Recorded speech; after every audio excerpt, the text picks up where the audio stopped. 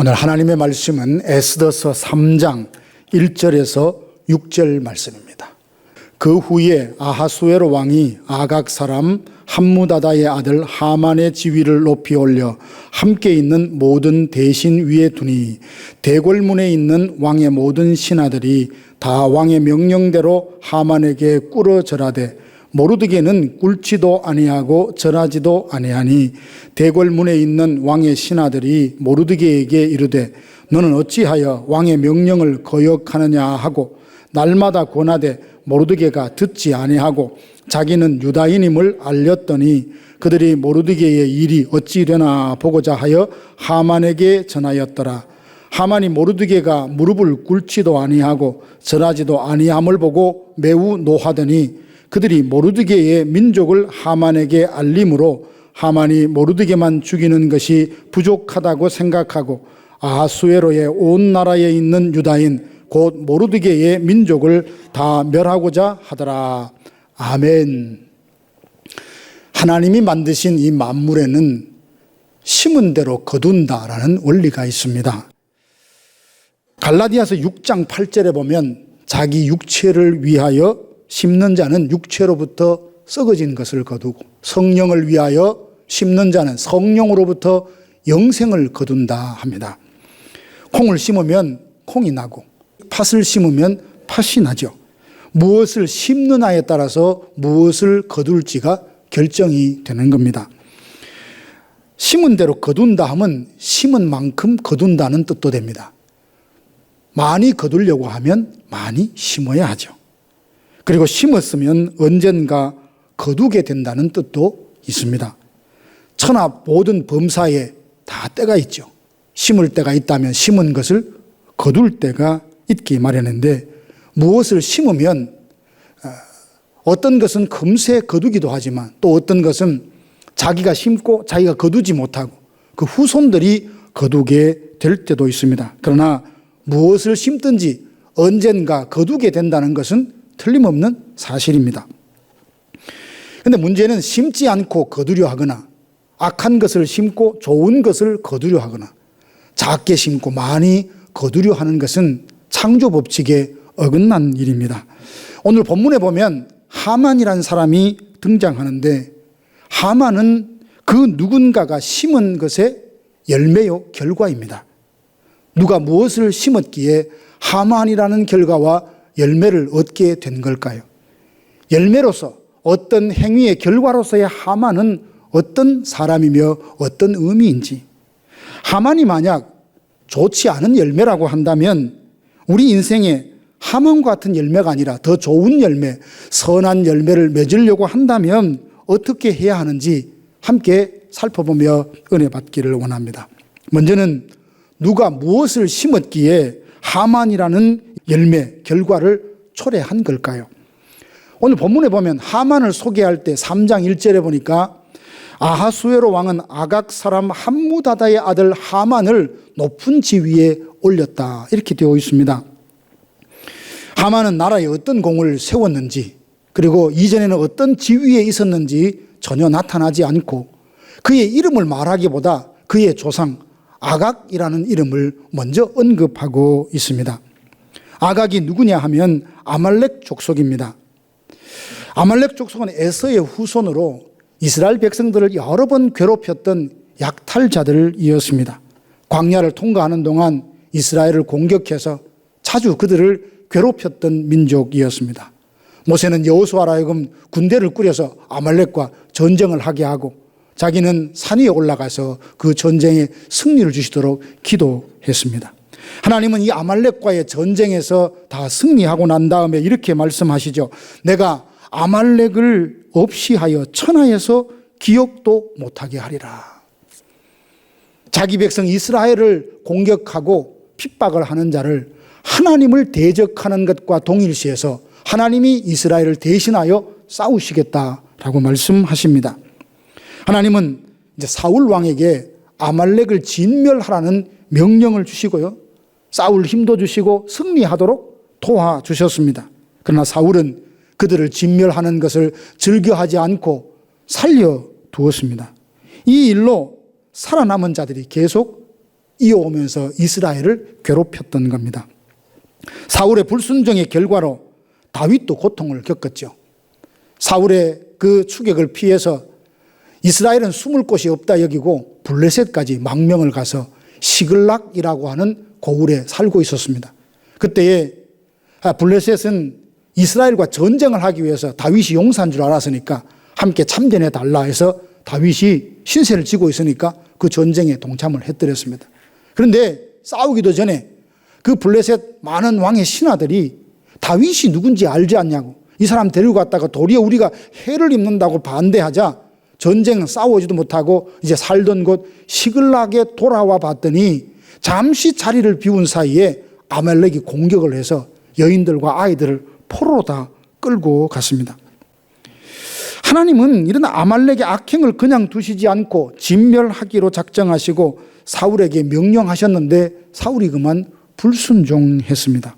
사울의 불순종으로 말미암아 살아남은 아말렉 후손이 바로 이 하만인 겁니다. 에스더서 2장 5절 보면 모르드게를 소개할 때도 그의 이름보다 그가 유다인이었다는 것을 먼저 언급하고 있습니다. 모르드게는 베냐민 지파 기스의 증손인데 기스의 아들이 곧 사울 왕 아닙니까? 하만은 아말렉 족속 아각의 후손이고 모르드게는 사울 왕의 후손인 겁니다. 사울이 아말렉을 진멸하라는 명령에 불순종하여서 얻은 결과가 그 하만인데, 불순종했던 사울의 후손인 모르드게가 그 하만으로부터 핍박을 당하게 된 겁니다. 만약 사울 왕이 하나님의 말씀대로 명령대로 아말렉을 다 진멸했더라면 하만은 있을 수 없는 사람이죠. 결국 사울의 불순종의 열매인 하만으로 인하여 많은 사람들이 고통을 겪게 됩니다. 블레셋의 골리앗도 알고 보면 불순종의 결과입니다.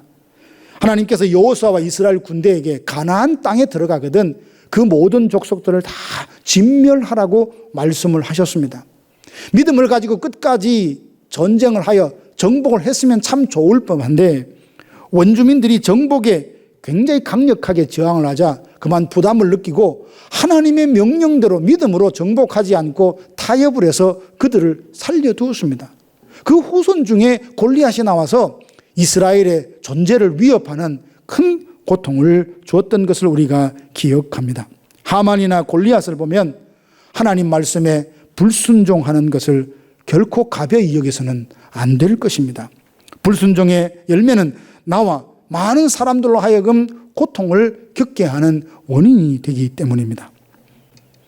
열매로서 불순종의 결과로서의 하만은 어떤 사람인지 보세요. 하만은 매우 교만하고 매우 폭력적인 사람입니다. 왕이 하만의 지위를 높이자 많은 사람들은 그 앞에 절을 합니다. 그러나 모르드게는 절을 하지 않습니다. 구체적으로 왜 절을 하지 않았는지는 나타나지 않지만 여러 해석들이 있습니다. 아마 제가 보기에는 신앙적인 이유였던 것이 틀림이 없습니다. 하만에게 절하는 것은 지위가 높은 이를 대하는 예우 차원을 넘어서 하나님을 경외하는 사람이라면 순종할 수 없고 따를 수 없는 것이기에 신앙 양심상 그렇게 하지 않았던 걸로 보입니다. 하만은 모르드게의 일을 그냥 지나쳐도 됩니다. 모르드게가 자기에게 절하지 않는다고 해서 자기의 지위가 위태롭거나 또 어려운 일을 겪는 것도 아닙니다. 소수 민족 중 한 사람의 그냥 오만한 행동이겠거니 하고 외면하면 그만입니다. 그러나 하만은 교만하여 그 한 사람의 행동을 그냥 지나치지 못합니다. 마음에 극하게 분노가 일어났는데 곁에서 하만을 부추기는 사람이 있죠. 그 사람 유대인입니다. 그러니까 조상 때부터 유대인에 대한 반감이 얼마나 심했겠습니까? 유대인이라는 이야기를 듣자 모르드게를 죽이려 하고 모르드게만 죽이는 것은 도저히 성이 안 차니 바사에 있는 모든 유다인들을 죽일 계획을 세웁니다. 하만을 보니까 교만한 사람, 이런 사람에게 힘과 권력이 주어지면 얼마나 위험하고 무서운지를 새삼 깨닫게 됩니다. 하만은 마음이 교만하여 자신이 가진 지위와 권력으로 죄 없는 사람까지 무참히 죽일 계획을 세우고 그걸 실행할 정도로 폭력적인 사람입니다. 뿐만 아니라 하만이 위험하다고 생각되는 또 다른 이유가 있는데요. 그는 추진력이 대단한 사람입니다. 거기에다 자기 뜻을 이루기 위해서는 굉장히 큰 물질도 헌신할 줄 아는 사람이라는 거예요. 8절 보니까 유다인을 전멸시키는 일을 위해 은 1만 달란트를 왕에게 드리기로 결정했다고 합니다. 은 1만 달란트, 그러니까 예수님의 그 비유 중에 생각나죠. 왕이 1만 달란트 빚진 자를 용서해주고 탕감해 주지 않습니까? 은 1만 달란트란 지금으로 어떻게 어느 정도의 양인지 환산하기가 어렵습니다. 그렇지만 역사가 헤로도투스의 주장에 의하면 페르시아 1년에 전체 국가에서 나오는 세금과 맞먹는 금액이라고 합니다. 얼마나 큰 금액입니까? 을을 위한 일도 아니고 사람을 살리고 세우는 것도 아니고 자기의 욕망 감정을 만족해 하기 위해서 이 정도의 금액을 내면서 추진하려고 하는 사람, 이게 하만이었습니다. 자기 뜻을 이루기 위해, 그것도 유다민족을 전멸시키는 일에 모든 것을 들여 헌신할 수 있는 사람이니 그가 얼마나 위협적인 사람입니까? 한 사람 아담의 불순종으로 말미암아 죄가 세상에 들어왔고 죄로 말미암아 온 사람이 사망에 이른 것을 생각하면 나 한 사람쯤이야, 나 한 사람의 불순종쯤이야, 이게 얼마나 위험하고 어리석은 생각인지 다시 생각하게 합니다. 하나님은 말씀으로 천지를 창조하시고 보시기에 좋다 하셨습니다. 아담과 하와를 에덴 동산에 두시고 선악과를 따먹지 말라, 그리하면 그들에게 영생을 누릴 것을 약속해 주셨지만 아담은, 하와는 사단의 유혹에 넘어가서 불순종하여 그 선악과를 따먹고 말았습니다. 아담의 불순종은 끔찍한 결과를 초래하게 됐죠. 하나님으로부터 모든 은혜가 차단되고 죄와 사망의 권세 아래 놓이게 되었습니다. 하나님의 형상으로 지음받은 인간이 만물을 통치하고 다스릴 수 있는 고난이 주어졌음에도 불구하고 그 영적인 세계, 사단에게 지배를 받고 사망의 종로로 타는 인생으로 전락하고 말았던 겁니다. 아담은 자기 혼자만 그렇게 된 것이 아니라 아담 이후로 태어날 모든 인류들에게 바로 그 고통과 사망의 짐을 안겨주었던 겁니다. 신명기 30장 11절 보면 내가 오늘날 너희에게 하는 모든 명령은 너희에게 어려운 것도 아니고 먼 것도 아니라 하시니 순종할 마음을 가지면 하나님이 순종할 수 있는 길도 여시고 힘도 주시고 지혜도 주시고 상황도 열어주십니다. 사랑하는 성도 여러분, 사울이 불순종함으로 하만이라는 열매, 결과를 초래한 것을 보았습니다. 혹 우리들이 한때 불순종하여 지금 그 결과 열매를 먹고 고통스러워하고 있는 분이 계시다면 이를 반면교사로 삼아 다시는 예전 일을 반복하지 말고 선을 행하고 순종을 심어 주님 오시는 그날까지 복을 누리며 사는 우리 모든 성도들이 되시기를 주님의 이름으로 축복합니다. 우리들 중에 불순종하는 것을 좋아할 분은 아무도 없다고 저는 믿습니다. 그럼에도 내가 원했던 순종, 내가 원하는 선은 행하지 않고 원치 않는 불순종, 악을 행하여 하나님의 근심을 시켜드렸다면 그것은 어떤 이유에서인지 우리가 생각을 해야 합니다. 피부에 뭔가 뽀록지가 나게 되면 그 고름을 짜내는 것만으로는 완전히 해결이 안 됩니다. 무엇 때문에 몸에 어디가 불편해서 좋지 않아서 그 현상이 나타나는지 원인을 찾아서 제거할 때 건강을 온전히 회복할 수 있는 것처럼 불순종을 자꾸만 내 삶 속에서 불순종하게 된다면 그 이유를 찾아야 되고 원인을 제거해야 합니다. 그러면 사람들로 하여금 불순종하게 하는 힘, 세력은 도대체 무엇일까요? 사람 안에 있는 죄입니다. 죄는 하나님을 대적하는 적대적인 의지요, 성향이요, 하나님을 싫어하는 마음의 정서입니다. 죄로 인해서 온갖 잘못된 행동이 나타납니다. 죄는 우리 안에 가만히 있는 것만으로 결코 만족하지 않습니다. 지성과 정서, 의지를 지배해서 우리 안에서 하나님을 끊임없이 대적하게 만들고 육신의 욕심대로 살아가도록 끊임없이 우리를 부추깁니다. 바울은 자기 안에 죄가 있어서 역사하는 것을 알고 오라 나는 곤고한 사람이라 탄식하지 않았습니까? 로마서 7장 19절에서 20절 보면 내가 원하는 바 선은 행치 않고 원치 아니하는 바 악은 행하고 있는 내 모습을 보는데 이건 내가 그러는 것이 아니고 내 안에 있는 악이 죄가 그렇게 한다라고 했습니다. 죄가 우리 안에서 역사하는 방법을 보면 얼마나 치밀하고 간사하고 교활한지 모릅니다.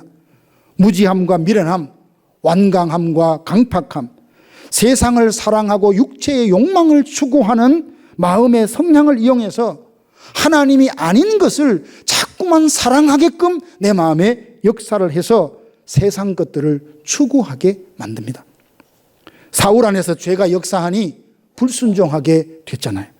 죄는 불순종하도록 사람의 마음을 자꾸만 부추깁니다. 그래서 육신대로 살고자 하면 반드시 죽을 것이지만 영으로서 육신을 죽이면 다시 살리라 했습니다. 청교도 신학자 중에 존 오웬은 죄를 죽이지 않으면 죄가 우리를 죽인다라는 말을 했습니다. 죄는 우리 안에서 역사하여서 음행하게 하고 우상을 숭배하게 하고 분쟁과 시기와 분냄으로 분열하게 하고 투기하게 하고 술 취함과 방탕함에 빠지게 역사합니다. 죄는 결코 우리 안에 머물러 있는 것만으로 만족하지 않습니다. 그 지배력을 확장해서 하나님을 생각하고 하나님을 위해 살고자 하는 선한 의지를 다 끊고 결국 자기 욕망을 채우는 것을 최고의 가치, 최고의 행복으로 여기도록 그렇게 역사합니다. 죄를 정당할 만한 많은 이유를 떠올려서 범죄하고도 회개하지 못하도록 역사합니다. 만약 죄를 가벼이 여겨서 그냥 내버려 둔다면 죄는 우리 안에서 점점 그 지배력, 세력을 확장해서 은혜는 쉬 사라지고 욕심은 번성하여 마음의 상태는 온갖 엉망진창으로 만들어 버립니다. 말씀에 순종하려면 무엇보다 불순종하도록 내 안에 역사하는 이 죄를 죽여야 합니다. 죄를 죽인다는 것은 영혼 안에 있는 죄를 짓고 싶어하는 그 마음의 성향을 버리는 것을 말합니다. 하나님을 거스리며 살고자 하는 마음을 내려놓는 것입니다. 죄가 죽으면서 그 지배력이 약해지면 하나님을 사랑하는 마음, 하나님을 의지하는 마음이 그 가운데 가득해지며 하나님이 기뻐하는 일들을 하고 싶어하는 선한 열심이 그 마음 가운데 일어나게 됩니다. 내 안에서 역사하는 죄를 죽이려면 무엇보다 하나님의 풍성한 은혜를 덧입어야 합니다. 지난 한 주간 우리는 출애굽기를 통독하며 바로의 모습을 봤습니다. 참 때로는 보면 어리석다, 미련하다 싶지 않습니까? 하나님의 뜻이 분명히 전해졌습니다. 그걸 거부하며 어찌 된다는 것도 경고를 들어서 알았습니다. 그런데도 포기하지 못합니다. 계속 멸망의 길을 걷고 있는 바로의 모습을 보았습니다. 성경에는 그 이유가 마음이 강팍했기 때문이라고 말씀하면서 성경에 보니까 하나님께서 바로의 마음을 강팍해 하셨다라고 해서 이 구절은 많은 부분 오해를 불러일으키는 부분도 있습니다. 하나님이 출애굽의 역사를 아주 드라마틱하게 그것을 연출하기 위해서 멀쩡한 바로를 데려다가 악역을 시킨 걸까요? 그렇지 않습니다. 바로는 그 마음이 원래 강팍했어요. 죄로 말미암아 강팍했던 그 마음이었는데 하나님께서 그 마음에 은혜를 베푸시지 않고 악한 본성 그대로 내버려 두시니까 계속 하나님의 뜻인 줄 알면서도 끝까지 거부하고 마지막에 멸망에 이르게 된 겁니다. 사람은 누구나 그 본성이 악합니다. 저와 여러분도 하나님의 은혜를 입지 못하다면 바로와 사울 그리고 수많은 가룟 유다와 같은 이런 사람들의 본성과 다를 바가 하나도 없습니다. 모든 사람이 죄를 범하여 하나님의 영광에 이르지 못했습니다. 의인은 한 사람도 없습니다.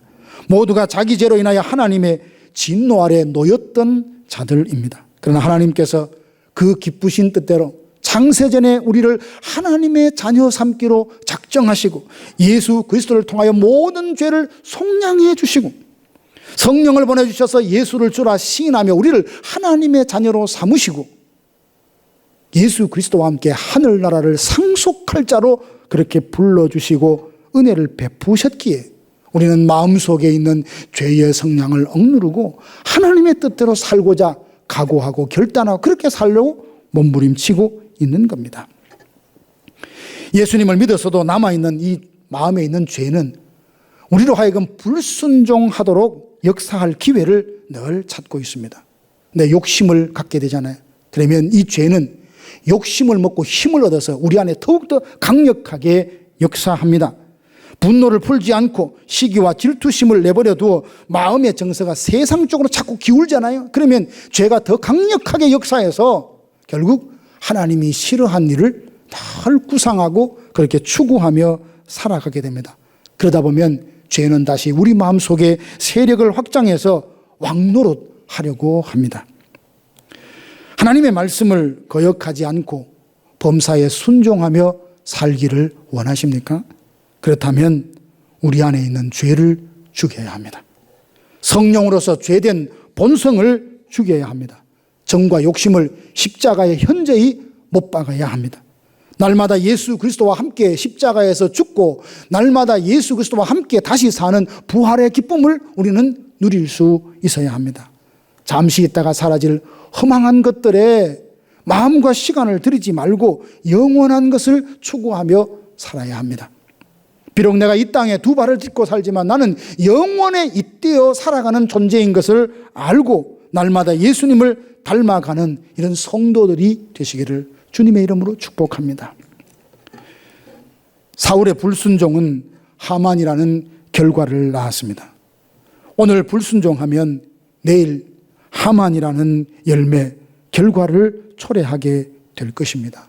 복된 것을 심고 아름다운 열매를 맺으려면 불순종하도록 역사하는 죄를 죽여야 하는데 존 오웬이 죄 죽임과 그리고 내재하는 죄, 죄와 은혜의 지배라는 책을 이번 주간 읽으면서 죄를 효과적으로 죽이는 방법에 대해서 많은 통찰력을 얻게 되었습니다. 다 소개할 수는 없고 두 가지만 정리해서 함께 나누기를 원합니다. 먼저 기도를 통해서 죄를 효과적으로 죽일 수 있습니다. 존 라일이라는 사람은 이런 말을 했습니다. 기도는 죄를 죽이고 죄는 기도를 죽인다라는 말을 했습니다. 우리는 늘 기도하는데 여전히 내 안에 죄가 살아 역사하는 것이 느껴진다, 이런 분들이 혹 계십니까? 분명히 기도를 통해 죄를 죽인다 했는데 나는 기도하고 있는데 내 안에 죄가 잘 안 죽어. 그 이유가 무엇일까요? 존 오웬의 말은 기도로 죄를 죽이려면 그 기도가 열렬한 기도여야 된다고 했습니다. 열렬한 기도라는 것은 오롯이 마음을 하나님께만 집중해서 기도하는 것을 말합니다. 우리의 기도가 해도 그만 안 해도 그만, 내가 기도했는지 안 했는지도 헷갈릴 정도로 그냥 우두커니 앉았다가 몇 마디 중얼거리고 일어서는 기도로는 내 안에 있는 죄를 죽이기에는 역부족이라는 말입니다. 기도가 죄를 죽이는 건 확실합니다. 그러나 그 기도가 죄를 죽이는 기도가 되려면 열렬해야 합니다. 오롯이 마음을 하나님께만 집중해서 부르짖고 예수 없이는, 십자가가 아니고는 나는 소망도 없고 구원에도 없다는 그 마음을 가지고 하나님께 부르짖을 때에 하나님은 그 기도를 통하여서 우리 안에 죄를 효과적으로 죽이십니다. 김남준 목사님은 성화와 기도라는 그 책에서 열렬한 기도는 목소리만 높이는 것이 아니라고 하면서 이 시대의 그리스도인들이 영적으로 무기력해져 가는 그 이유가 내 기도하는 한 시간, 그 시간이 즐겁다, 여기에 문제가 있다는 거예요. 뭔 말인가 하니 한 시간의 기도는 나는 대단히 오랫동안 기도하는 것이고 내 기도 생활에 충분하다라고 하는 그 목표 설정, 기준 설정에 문제가 있다고 말했습니다. 사랑하신 성도 여러분, 우리는 분주하고 바쁘다는 이유로 몇 마디 중얼거리는 정도의 기도 생활로는 내 안에 있는 죄를 죽일 수 없습니다. 여전히 죄의 지배 안에 있으며 내 입과 내 손과 발은 불의를 행하는 도구로 사탄에게 드리며 많은 사람들에게 아픔과 시험을 줄 수 있고 공동체의 덕을 무너뜨리는 데 쓰임받을 수 있다는 사실을 생각한다면 우리는 더없이 성령을 의지하여 열렬히 기도하여 그 기도가 내 안에 죄를 죽이도록 하나님 앞에 부르짖어야 될 줄로 압니다. 우리의 기도의 열렬함이 더해지면 성령께서 역사하셔서 내 안에 있는 죄를 효과적으로 죽이십니다. 하나님은 언제나 우리에게 은혜를 베푸실 준비가 다 되어 있으니 우리가 마음에 준비되면 하나님은 하늘문을 여시고 폭포수 같은 은혜를 부어주실 줄로 믿습니다. 우리에게 원래 오직 나의 나 된 것은 하나님의 표가 얼마나 좋은지 모르겠어요. 제가 특히 또 은혜를 참 좋아합니다. 왜요? 은혜 없이는 한순간도 살아갈 수 없는 존재인 걸 너무 많이 아니까, 너무 절실히 깨달으니까요. 우리 모두도 하나님 앞에 간절히 기도하여 은혜를 입고 그 기도를 통하여 성령이 내 안에 죄를 죽이고 날마다 예수님을 닮아갈 뿐만 아니라 날마다 복된 것을 심어서 아름답고 귀한 것을 거두고 추수하는 우리 모두가 되시기를 주님의 이름으로 축원합니다. 좌노에는 두 번째로 우리 안에 죄를 죽이는 것은 하나님의 말씀을 통해 지혜와 능력을 힘입어야 한다고 했습니다.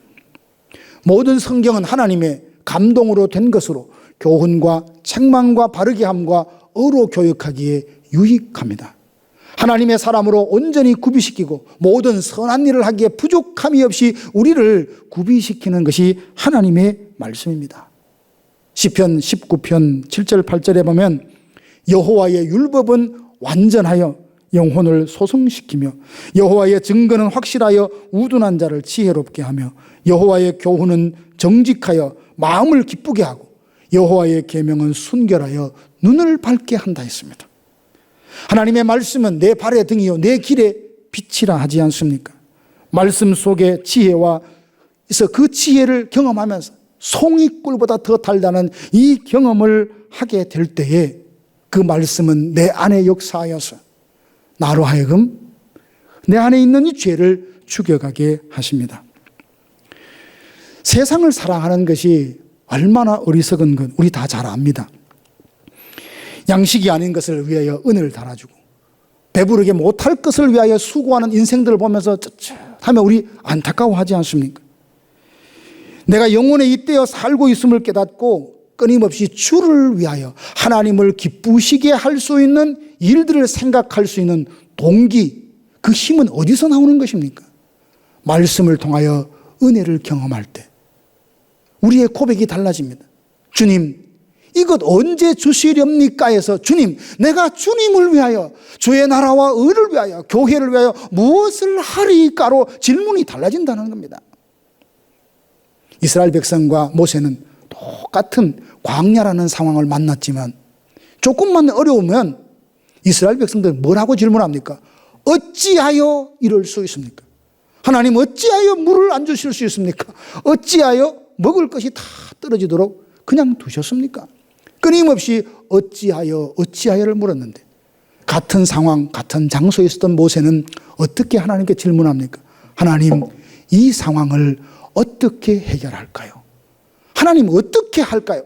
라고 방법과 구원의 문제를 하나님 앞에 맡기고 기도하며 나아갔던 것을 보게 됩니다. 그 모든 일이 가능했던 것은 결국 그 마음에 하나님의 말씀, 그 심장에, 그 신비에 하나님의 말씀을 품고 있었기 때문이 아니겠습니까? 하나님의 말씀을 소홀히 하면서 죄를 이길 수 있다는 것은 잘못된 생각입니다. 결코 우리의 힘과 의지와 그리고 어떤 각오와 결심으로는 내 안에 있는 죄를 죽일 수 없습니다.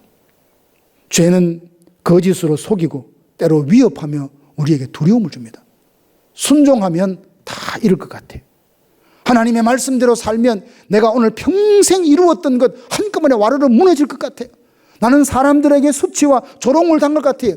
이런 두려움을 주어서 결국은 어쩔 수 없다라며 그 하나님의 뜻 앞에 순종하기보다 마귀 앞에 무릎을 꿇게 만드는 겁니다.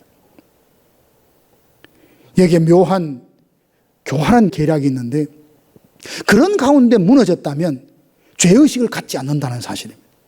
어쩔 수 없었어. 그런 상황에, 그런 입장에, 그런 형편에 무슨 헌금을 드리고 무슨 예배를 드리고 무슨 기도를 하고 무슨 전도를 한단 말인가? 자기 양심 속에는 한 번도 그 일에 대해서 꺼리낌을 갖거나 하나님 이게 아니에요. 하나님이 정말 원하시는 걸 알게 해주시고 그 때때로 나를 회복해 주세요라고 하는 절규와 기도가 아니라 어쩔 수 없는데 어쩌란 말입니까? 라로 사람이 달라진다는 겁니다. 이게 우리 안에 죄가 나를 속여서 역사하는 것입니다. 주의 말씀으로 무장하여 그 말씀 위에 든든히 서 있을 때 내 안에 있는 죄는 그 지배력을 잃고 우리로 하여금 은혜의 지배 안으로 이끌어서 순종함으로 약속된 복을 누리게 합니다. 그러므로 우리는 늘 하나님의 말씀을 가까이 해야 합니다. 사랑하는 성도 여러분, 심은 대로 거두는 것은 창조의 법칙입니다. 오늘 내가 심은 것을 내일 거두게 될 것입니다. 내 안에 죄가 역사하도록 내버려두어 사울처럼 불순종하면 하만이라는 결과를, 열매를 거둘 수밖에 없을 것입니다. 열렬한 기도와 말씀을 통해 영혼의 기력을 회복하고 성령으로서 내 안에 있는 죄를 죽이고 순종함으로 날마다 복된 것을 심고 아름답고 귀한 것들을 거두고 누리는 우리 모두가 되기를 주님의 이름으로 축복합니다.